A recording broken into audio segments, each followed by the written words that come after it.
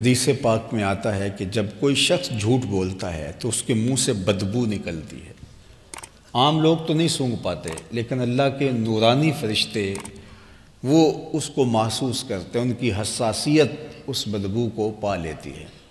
اور پھر اتنا تعفن ہوتا ہے اس جھوٹ سے نکلی ہوئی بدبو سے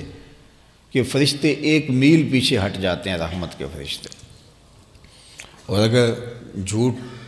چلتا رہتا ہے تو فرشتے پیچھے ہٹتے چلے جاتے ہیں۔ مجھے بتاؤ کہ ایک گھر میں باپ بیٹے سے جھوٹ بولتا ہے، بیٹا ماں سے جھوٹ بولتا ہے، ماں بیٹی سے جھوٹ بولتی ہے،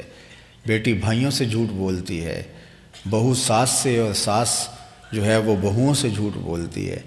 تو اس گھر سے تو بدبو کے ببھوکے اٹھ رہے ہوں گے، تعفن اٹھ رہا ہوگا۔ اب اس گھر سے رحمت کے فرشتے کتنے میل دور ہٹ گئے، اور گھر میں بے برکتی، نحوست، نہ اتفاقی، نہ چاکی، لڑائیاں، جھگڑے، دھینگا مشتی، فساد۔ ہم نے کیا سمجھا کسی نے کالا جادو کر دیا، ہم نے کہا کسی نے بندش کر دی، ہم نے کہا کسی نے تعویذ ڈال دیے۔ اب دوڑے بابوں کے پاس، اور وہ تو بیٹھے اسی کام کے لیے ہیں۔ اگر وہ کہیں کہ نہیں یہ جھوٹ کی وجہ سے ہوا ہے تو ان کا تو کاروبار وہیں ختم ہو گیا،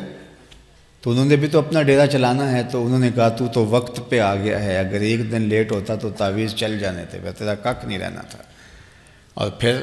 ہر اتوار کو جا کے بابے کے دربار پہ اس کی چوکھٹ پہ کولی دھرنی پڑتی ہے، جو ہے وہ حاضری دینی پڑتی ہے۔ اب تو سب نے یہ کام شروع کر لیا ہے، وہ سارے ٹھیے لگا کے بیٹھ گئے ہیں، لوگوں کو بتا رہے ہیں تیرے اوپر جادو ہوا ہے، تیرے اوپر ٹونا ہوا ہے، تیرے اوپر بندش ہوئی ہے۔ کیا تماشا بنا کے بیٹھ گئے، اور کیا بندش کیا تھی، ٹونا کیا تھا، کالا جادو کیا تھا۔ رحمت کے فرشتے روٹھ گئے ہم سے۔ ہم نے جھوٹ نہیں چھوڑنا اور ہمیں تعویذ چاہیے، ہم نے جھوٹ نہیں چھوڑنا، ہمیں دم کیا ہوا دھاگا چاہیے، ہم نے جھوٹ نہیں چھوڑنا، ہمیں جو ہے وہ کوئی اور ٹوٹکا چاہیے، اور ٹونا چاہیے، وہ ہم لے لیں گے اور اس کو کریں گے، پیسے بھی دے کے آئیں گے، اور ہمیں کہیں گے کہ یہ اس کے پاس جادو کا، وہ بھی کہے گا یہ تعویذ لے لو، اس کو جلانا ہے، اس کو وزن کے نیچے رکھنا ہے، اس کو آپ نے جو ہے وہ کسی جھومنے والی شاخ کے ساتھ باندھنا ہے، اس کو صبح پینا ہے، اس کو دھیان لگا دیا، اور وہ نہ جھوٹ چھوڑ رہا ہے، نہ اس کی ماں جھوٹ چھوڑ رہی ہے، نہ بیٹی جھوٹ چھوڑ رہی ہے، نہ بھائی جھوٹ چھوڑ رہا ہے، نہ بیوی، نہ بچے، اور رحمت کے فرشتے پیچھے ہٹتے چلے جاتے ہیں۔ تو ایک تو گھر میں نحوست یہ، اور دوسرا جو جمع شدہ پونجی ہے وہ پھر جمع ان عاملوں کے پاس ہوتی چلی جاتی ہے، اور ہم ابھی تک سمجھ نہیں پائے کہ ہمارے گھروں میں نحوست کا سبب کیا ہے۔ وہ کالا جادو تو جھوٹ کا ہے، بندش تو جھوٹ کی ہے،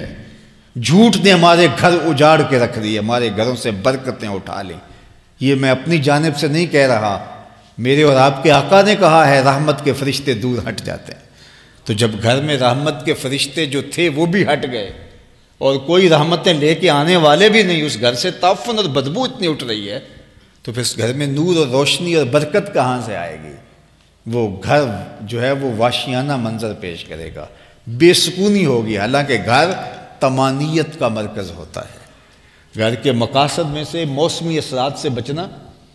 گھر کے مقاصد سے پردے کو حاصل کرنا، گھر کے مقاصد سے طمانیت حاصل کرنا، اور جو ہے وہ دشمن کی شر سے محفوظ کرنا، ایک طمانیت کا گہوارہ ہوتا ہے گھر، نور کا گہوارہ ہوتا ہے، اور یہ بندے کی خوش قسمتی بتایا گیا ہے کہ اس کا گھر کشادہ ہو۔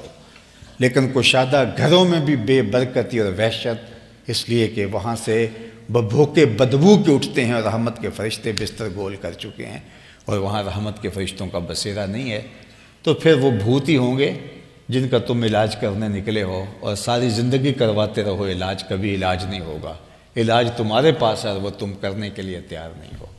تم نے آ کے تعویذ باندھ دیا، اور جھوٹ اسی طرح جاری ہے، تو باندھتے رہو، پورے گھر میں تعویذ باندھ دو، یہ فانوسوں کی بجائے تعویذ لٹکا دو، کچھ نہیں ہوگا اگر تم نے جھوٹ نہیں چھوڑا ہے۔ تو فرمایا کہ 1 میل اللہ کے فرشتے دور بھاگ جاتے ہیں جب کوئی شخص جو ہے وہ اپنے گھر میں اپنے جھوٹ بولتا ہے،